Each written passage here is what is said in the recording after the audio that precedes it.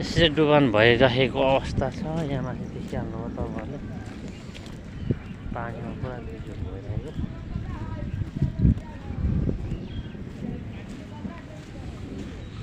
तीन बार पारीको सबै बारहरू उडिसकेको छ। अब यहाँ पनि यसरी पानीमा टेक्नु अवस्था आउँछ हो। डाँडामा बार एउटै छैन, टिनको बारहरू सबै उडाइसकेको अवस्था देखिन्छ। पुच्छेर कराउँदैछ, सब उडाएर बिजोक।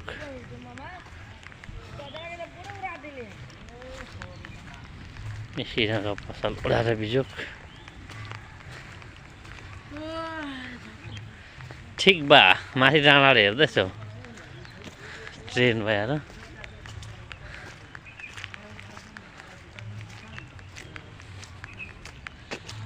माथि डाँडाको बिजोक बनाइहाल्यो नि आज होइन? भिज्नु होला है तपाईँहरू त। यो बाटो चाहिँ पानी आएको हुनुपर्छ, पक्कै